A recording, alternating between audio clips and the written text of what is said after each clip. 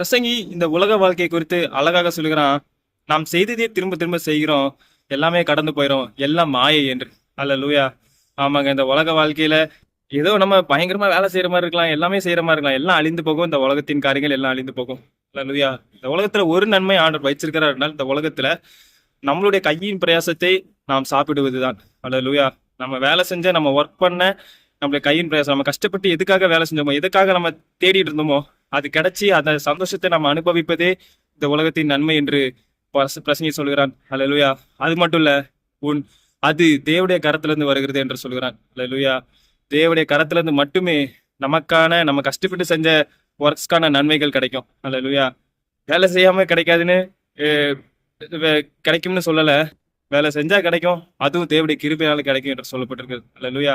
ஒரு சில விஷயங்கள் நம்ம பலத்துல முடியாது, அது தேவன் அவர் கிருபையினாலே அற்புதங்களும் அற்புதமாக செய்து முடிப்பார், அது வேற. அல்லேலூயா.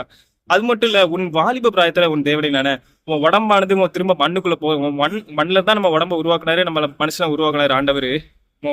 உடம்பானது திரும்ப மண்ணுக்கு போகிறதுக்கு முன்பாக உன் ஆவி தந்த தேவனிடத்தில் போறதுக்கு முன்பாக உன் தேவனை நினை என்று சொல்லப்பட்டிருக்கு. அல்லேலூயா.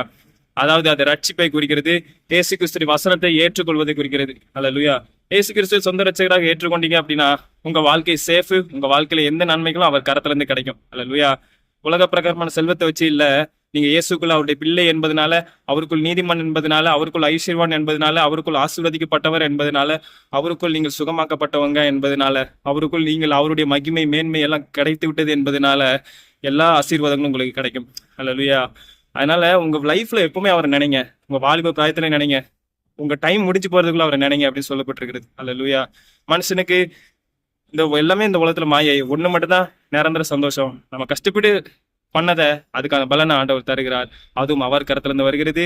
நம்ம வாழ்க்கையில அவரே நினைப்போம், பரவராட்சியை சுதந்திரத்துக் கொள்வோம். கர்த்தர் தாமே ஆசீர்வதிப்பாராக.